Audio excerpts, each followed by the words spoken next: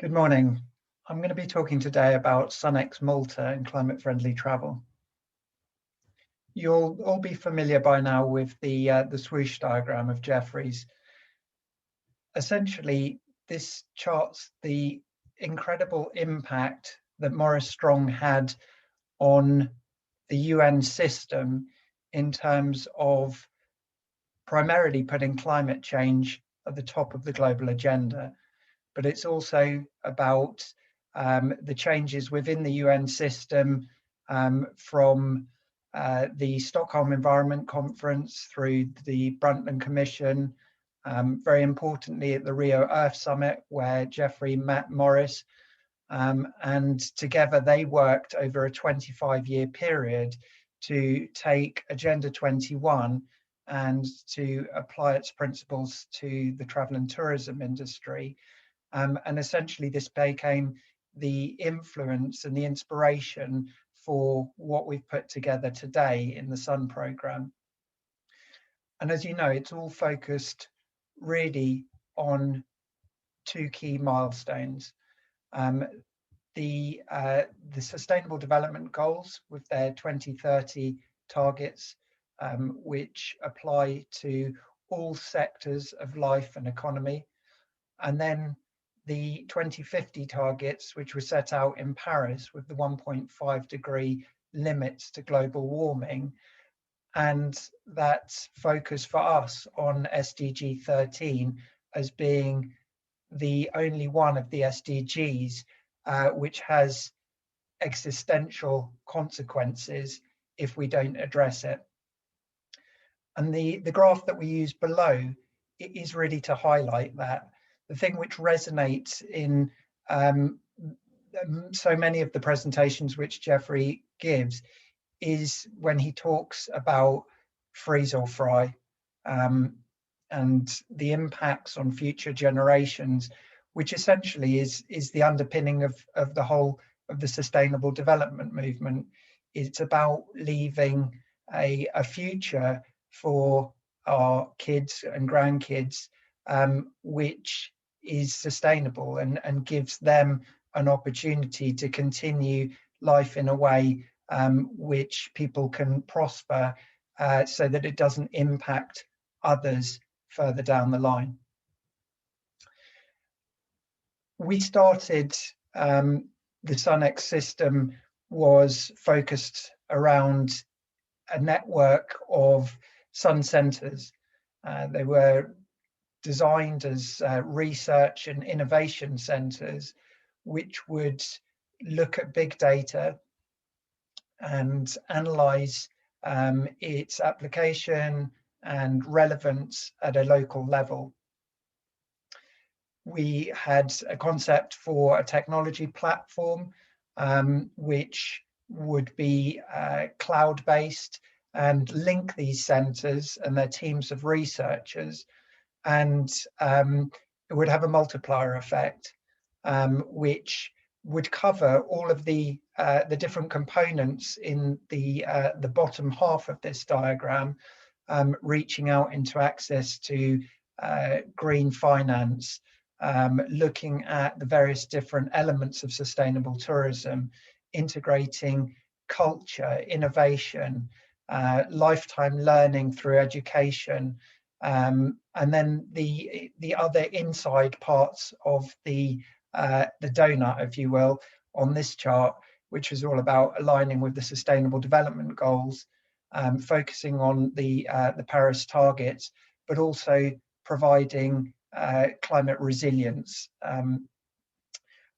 so many of these elements on this diagram are still incorporated directly into the system which we've developed today. The capacity building, the education, the shared data, best practice and innovation is still a core part of the registry. The capacity building is focused on the Climate Champions programme, which we'll touch on later, and then also the linkages with policy and strategy. So there are three main components to climate-friendly travel. It's low carbon, SDG linked, and on a Paris 1.5 degree trajectory. And the diagram on the left-hand side shows the two main pillars of that, which are focused on being green and clean. The green being the SDG linkages and their 2030 focus, and then the clean being the limit to global warming and the 1.5 degree target, which was set out in the Paris Accord with its 2050 target. The way that we're going about this is we're building SDG 17 partnerships with like-minded people and organizations that share our vision of development of the travel and tourism sector in a way that allows for sustainable growth. So there are many different areas in which we're doing this. Primarily, we're working within those partnerships with the World Travel and Tourism Council, with the launch of, first of all, the first State of the Sector report, which was in September 2019, and that was a benchmark report. And now, last year, with the Climate Friendly Travel Ambitions Registry. And that's very much about linking the supply chain with the organizations within each of the different areas, whether it's accommodation, tour operators. We want to bring all of those together within the different elements of our system, and the registry is a primary focal point for that, to bring them in, to help to support them. I mentioned the report that is reviewed annually at a think tank. This year that's going to be happening virtually at the end of February, and it's about supporting collective action through a climate-friendly travel framework, and putting in a transformation system which allows the sector to work together to try and achieve these very ambitious and overarching goals that we've set out through the SDGs and the Paris Agreement. So the first of these three elements, low carbon, the triangle diagram is actually quite old now. But it's still totally relevant. It's underpinned by biodiversity and resource conservation, making sure that we're not eroding the natural resource base, which is fundamental to our existence and the existence of the planet. The ultimate point which we're building up to is to move away from fossil fuels and to build a society which is built around renewable energy and technology which is sustainable. And then within that, you've got information systems, the use of technology, but ultimately to influence social inclusion and to create better lifestyles which are better for the planet, but also for humanity as a whole. And one of the systems in which we're promoting best practice, not only around low carbon, but about the different elements of the SUNx system, is through a series of resource hubs. The one I've got here, which I'm going to click through to, is our innovation hub. And these are really about curating content which is already publicly available, and it's about sharing information, because innovation which is developed in one part of the world will have a direct relevance to other people who are looking at ways of reducing their environmental footprint. And so we have created sections within this, and this is very much in its infancy at the moment. But you've got the various different elements of this, from transport, destinations, hospitality, and looking at infrastructure. But within the sustainable transport category, just to show you briefly, we've got some examples here ranging from how the lighting company Signify went 100% carbon neutral, through to the electric bike rental scheme in Madrid. And if I click on this one, the first all-electric cruise company in the fjords in Norway. And it's a mixture of multimedia content, embedded videos, and then it links through directly to the source where the information has been taken from, and is sure to reference it fully there to recognize where the information is coming from.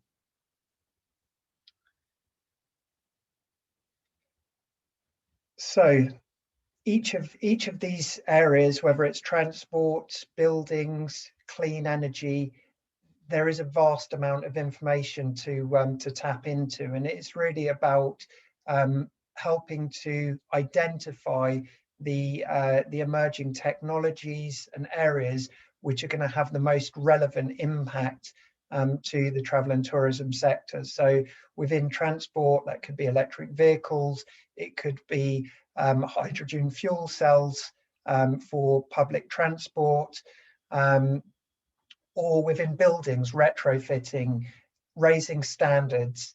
And within clean energy, a big focus now is all really around driving the Green New Deal transformations of large regions of the world, whether it's the US or the EU, underpinned by the transition to clean energy to produce sustainable economies and jobs which are built on green foundations.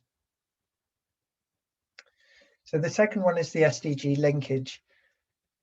Immensely complex, and I won't even start to go into what the diagram on the left-hand corner represents, which is the intricate nature of how the different SDGs are connected and interlinked, and the different importances of the focus on each. For us, the priority is the focus on SDG 13. It's too much for us to say that we're going to try and tackle all of the goals. For us, climate change and climate action is the only one which has existential nature and therefore is our priority. So what we're doing is we are actually also utilising SDG 17, but just through the focus on building partnerships, because we know that collectively huge amounts are possible when you bring together like-minded people and organisations to put climate-friendly travel into action. And the two reports on the right-hand side are really to use the example of Malta about how this is happening within a destination.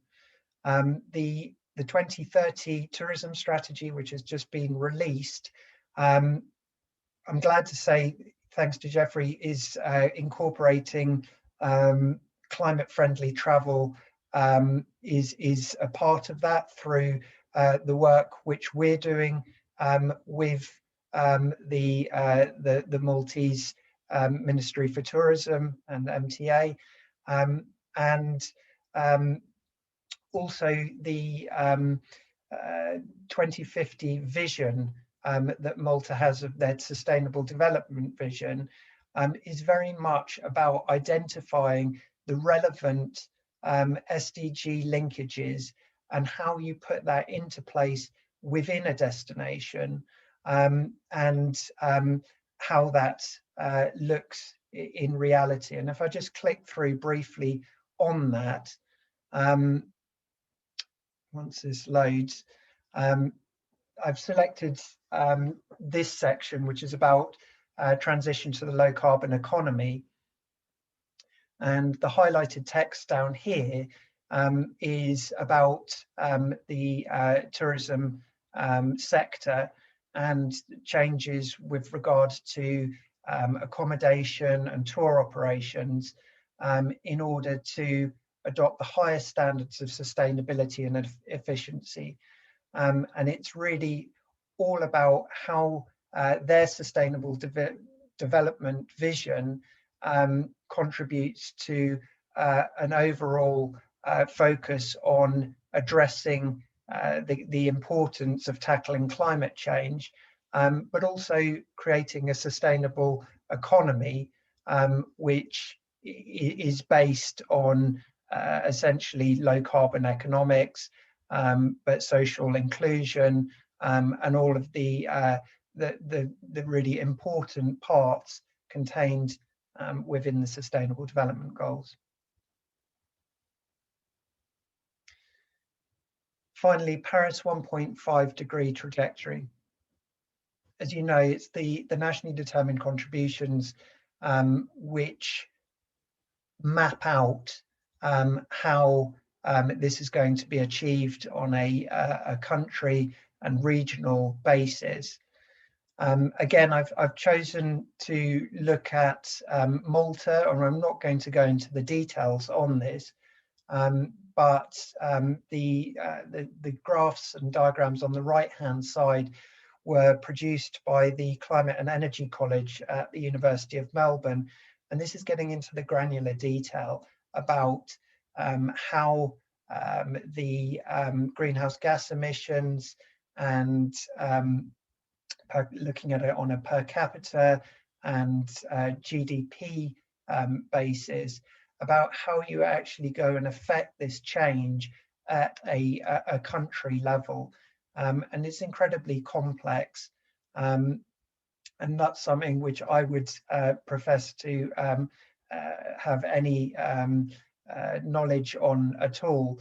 But as you can see, the climate sciences, or climate science, and the modelling on this is incredibly in-depth and complicated when you start looking at it at a destination level.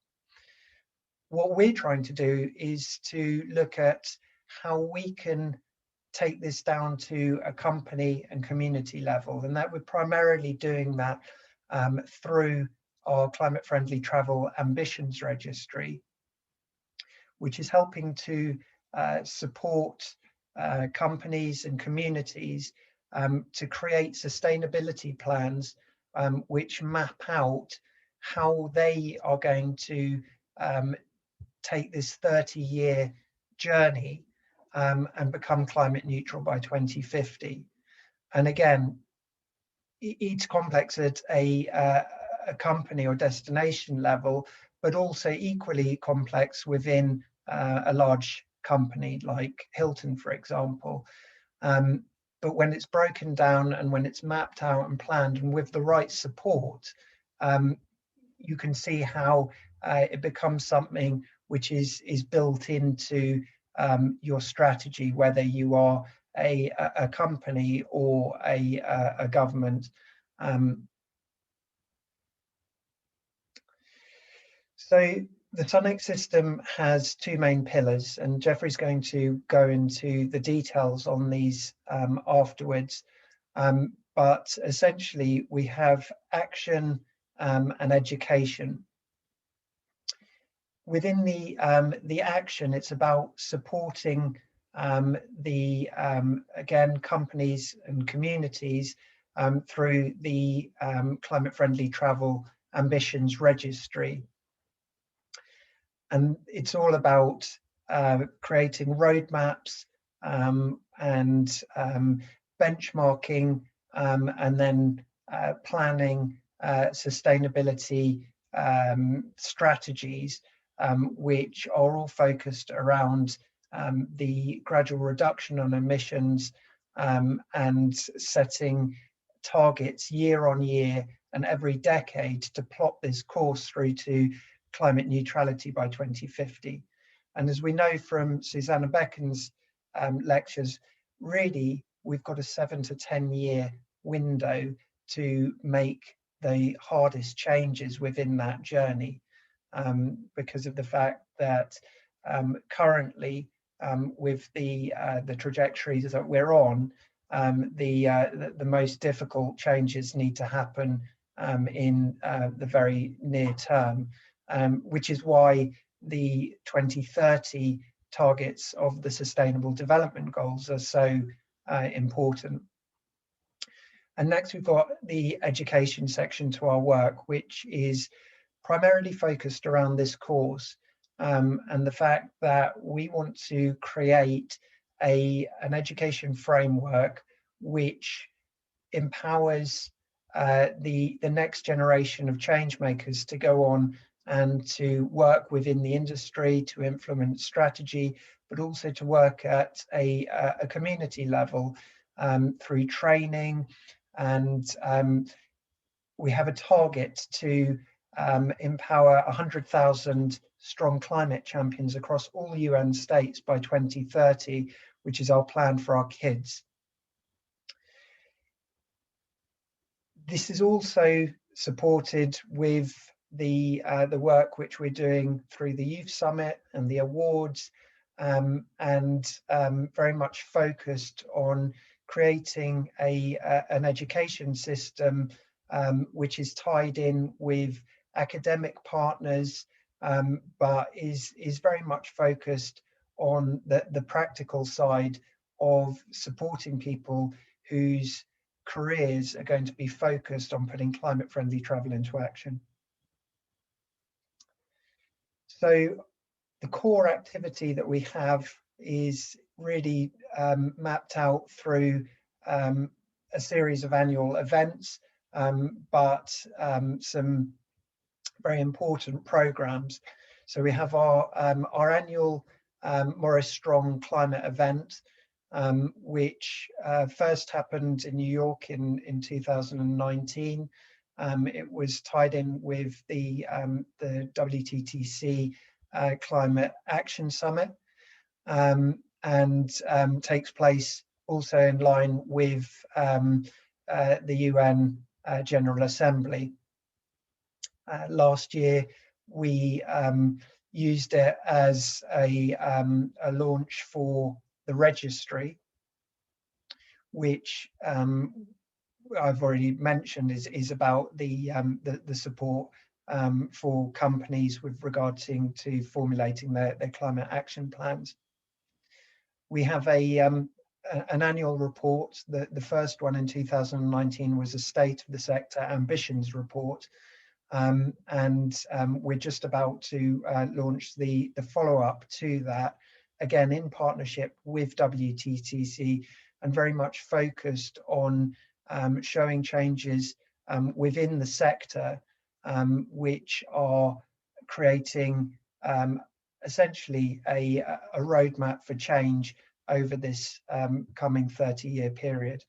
And then we have an annual think tank, which we review the annual report and look at renewing it for the following year. And that's going to be taking place later on this month or in early March, with 30 to 40 of the leading thought leaders in the area of climate-friendly travel and climate change. The climate-friendly travel diploma, as I said, is a key part of our education work, supported by the now emerging Youth Summit, which is going to be a very important part of our work going forward in terms of what we're doing to support people who are focusing their academic and professional careers around climate-friendly travel. And ultimately, both of those feeding into the Climate Champions programme, which is about creating this network of change makers who are going to be the next generation of people like yourselves, who are going to be taking this to a community level and carrying out programs within countries around the world to use the fundamentals of climate-friendly travel to help influence strategy and local action at a country level. And then finally, we've got our SDG 17 climate-friendly travel partnerships, which is all about working with like-minded organizations and individuals, because we realize that this is impossible to do alone, and it's only through collective action that we can make this huge change. So there's a bit of repetition here. We've talked about our annual event, which would be most likely again virtual this year, in line with the Climate Week New York City. Trade shows again all happening virtually, but in terms of the efficiency and the lack of need to travel, is not such a bad thing at all. And then we work with partners like Les Roches to support their environment festival. LCD is leading culture destinations, and we do an annual Climate Smart Award, it's called, to highlight museums and art installations and organizations that are changing public perceptions to climate change. And then there's events like the Tea Forum conference, which are very much about working with partnership organizations to highlight climate-friendly travel as part of a support for the work which they're doing around sustainable tourism. And then Jeffrey is constantly reinforcing the message through the events, conferences, and speaking invitations which he participates and leads in, to really is a very important part of the outreach that we do. And then finally, the Conference of the Parties, the Climate Summit this year, COP26 in Glasgow, is really important. And for us, we're hoping that we will soon be given observer status, so that we will be able to attend in a official capacity, albeit as observers, but we do work very closely with WTTC around the COP events, with Jeffrey chairing their side events that they do to bring together people who are leaders within the travel and tourism industry to talk about the key issues. Implementation of the programme at the moment is mainly focused at a community level around our Climate Champions programmes, and we've got pilots in 3 countries at the moment, which we're developing. In Bali and Cambodia, we have 2 country programmes which are sponsored by the EXO Foundation, which is the charitable arm of EXO Travel, a very well and long established DMC and tour operator, who are very focused on responsible tourism, and very keen to help to put our vision of creating tools and resources and support for potential climate champions in the countries which they work in. And these pilots at the moment, they're focused around supporting groups of 50 climate champions within those countries and giving them access to tools and support on climate friendly travel. Ultimately, what we're doing through the diploma and the work on our education and training is to have people like yourselves go back into your home countries and to be passing on the knowledge which you've learnt through the diploma to help to support these groups of climate champions, so that ultimately over a 10-year period we're able to create a movement of 100,000 climate champions who will be the change makers and the thought leaders who take a leadership role about putting climate friendly travel into action. Internships are a very important part of that, is under development at the moment, and we're working on partnerships with companies and destinations to be able to offer everyone who is undertaking the diploma a placement within a partner organisation.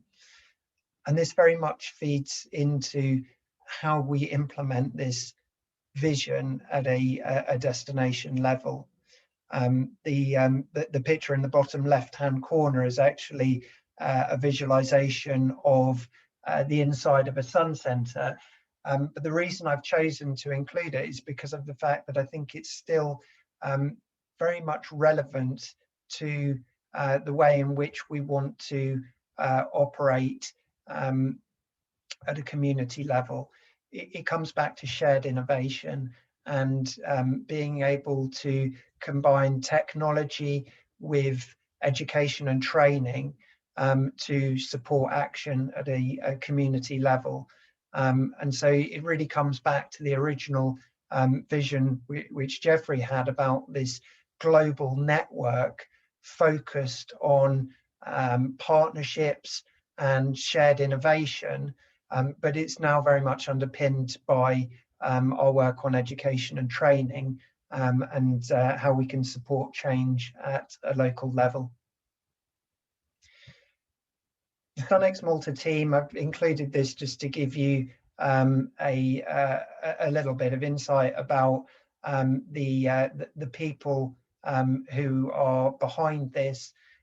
Leslie Vella, very much responsible for taking our vision for SUNx and applying it to Malta's vision for making climate change a priority within their government strategy. And it is very much thanks to Leslie that we've been able to have the focus on making Malta a centre for climate friendly travel, and in turn being able to roll this out into a global system.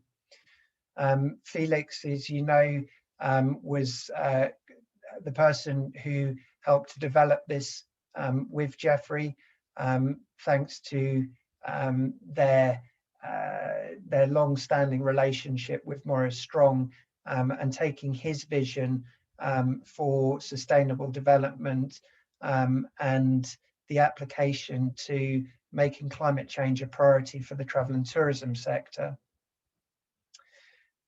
And then on the bottom there, we've got Rose and Hans, who manage the registry, and then Anna, who works on everything around the research and content development, which we do, which is so important to the work on innovation and sharing best practice within our network as we go forward.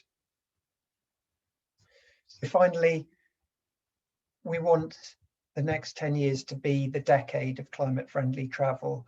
We have the 2030 focus of the SDGs, and ultimately it's these next 10 years that are going to be so crucial to making the huge but necessary changes to ensure that we're able to achieve a sustainable future.